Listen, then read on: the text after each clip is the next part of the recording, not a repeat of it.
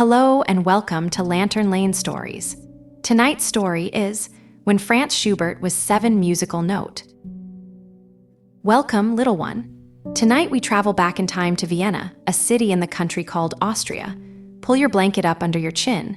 It is the year 1804. Outside the windows of Vienna, soft snow is falling. Far from the grand palaces, there is a small neighborhood called Himmelpfortgrund. The name means Heaven's Gate, but it is really just a quiet street with tall, narrow houses. In one of those houses, many families share the walls. You can hear a teapot whistling next door and a baby cooing upstairs. In one small apartment lives the Schubert family. The father teaches reading and writing at a little parish school nearby. His name is Franz Theodor. The mother, Elizabeth, stirs a pot of soup at the stove. There are several brothers and one little sister. The youngest brother is named Franz, just like his father. He is 7 years old. He has dark, curly hair and round, friendly cheeks. Franz wears a wool jacket that used to belong to Ignaz, his oldest brother.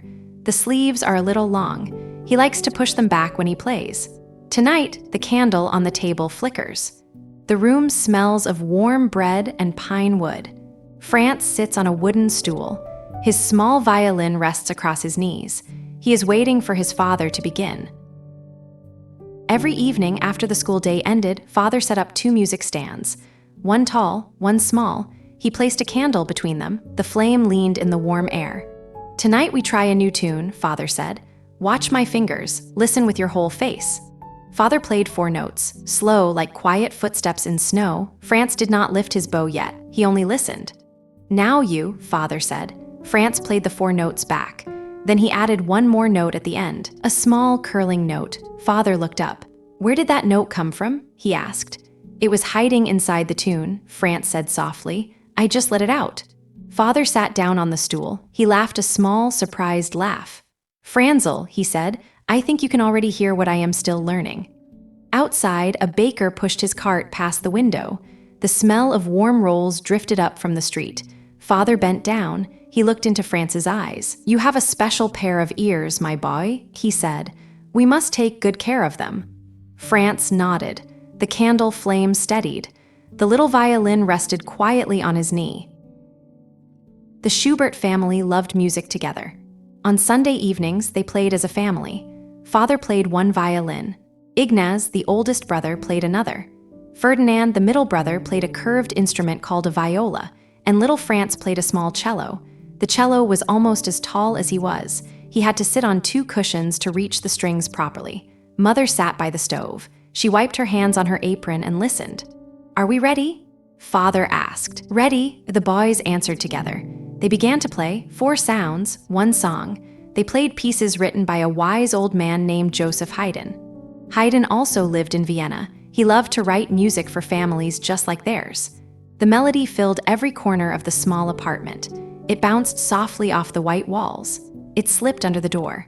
It floated out the window into the cold, dark night. People walking on the cobblestones below stopped to listen. They looked up at the warm yellow window. They smiled. Then they walked on. Sometimes in the middle of a tune, Father would play a wrong note. He would frown a tiny frown. "I made a mistake there," he would say. But before he could lift his bow to try again, little Franz would whisper, "It is all right, Papa. I heard you. I will help." And Franz, the youngest of all, would gently guide the music back. Just by playing his own part more clearly, just by listening harder than anyone else. Father shook his head and smiled at his boys.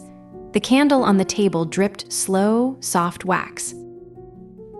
In the corner of the room stood an old upright piano. The wood smelled of beeswax. One of the white keys was a little chipped. It was Ignaz's special instrument. Ignaz was tall and patient. He could already play very well. "Come, Franzl," Ignaz said one morning. "I will teach you the piano." Franz climbed up onto the bench. His feet did not touch the floor. Ignaz placed Franz's small hand on the cool keys. "This finger here, this one here, press gently." Franz pressed. A clear sound bloomed into the morning air. He pressed again. A second sound joined the first. For a few weeks, Ignaz showed his little brother everything he knew. He taught him the scales. He taught him the chords.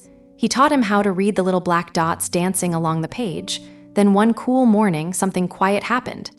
Ignaz set a brand new piece of sheet music on the rack. He looked at it. He thought about how to play it. He He lifted his hands above the keys, but Franz was already playing it, note by note, hand over hand, just from looking at the page once. Ignaz lowered his hands. He stared at his little brother in wonder. "Franzl," he said, "I think I have nothing more to teach you." Franz blushed. He looked down at his shoes. "I am sorry," he whispered. Ignaz laughed. It was a kind, warm laugh like soup on a cold day. "Do not be sorry," he said. "I am proud of you. Now we must find you a bigger teacher in the city." He ruffled Franz's curly hair. The morning sun pushed through the frost on the window pane. The chipped key glowed pale. The years passed gently. Franz turned 11. In the autumn of 1808, a letter came to the Schubert house. The seal was red. The paper was thick. It was an invitation. A famous music school in the very heart of Vienna wanted to hear him sing. The school was called the Stadtkonvikt. On the morning of the test, Mother Elizabeth wrapped a blue wool scarf around his neck. She tucked his shirt collar straight. "Stand tall, Franzl," she said. "Sing only what you hear in your heart." Franz nodded. He carried his little music book tucked under one arm. He and his father walked into the city together. The cobblestones were damp. The autumn air smelled of roasted chestnuts. Steam rose from carts on every corner. The Stadtkonvikt had a wide wooden door, much taller than Franz. Inside, the hallway was long and quiet. Other boys waited on a long bench, their feet swinging. A teacher with a kind face came out to meet them. He had bright eyes and silver hair. His name was Antonio Salieri. He was one of the most famous music teachers in all of Vienna. "Come closer, little one," Salieri said. "Sing for me." Franz climbed onto a small wooden platform. He took a soft breath. He opened his mouth.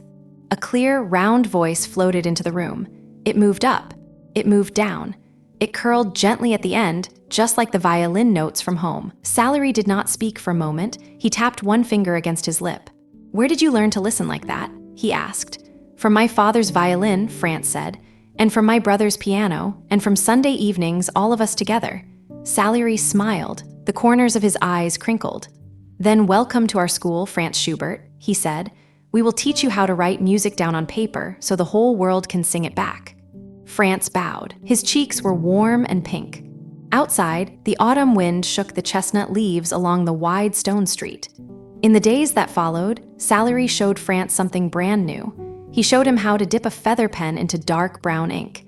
He showed him how to draw 5 thin lines across a clean page. He showed him how to place the little black dots, one for each note inside his head.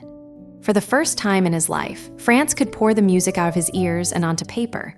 The melodies stopped flying away. They stayed. He filled page after page, by candlelight, by window light, by the soft gray light of early morning. When Franz grew up, he kept writing and writing and writing. He wrote a quiet, peaceful song called Ave Maria. He wrote a bright, splashy song about a little fish called the trout. He wrote more than 600 songs in all. People all over the world still sing them today. In schools, in big concert halls, in tiny living rooms with old, chipped pianos, and it all began in a small apartment on Heaven's Gate Street. A 7-year-old boy heard 4 notes and let one new note sneak out at the end. Tonight, somewhere in Vienna, a candle is lit on a quiet old piano. The keys glow soft and yellow. A single snowflake taps the window, slow and gentle. And so, Vienna also slowly fell asleep. Good night.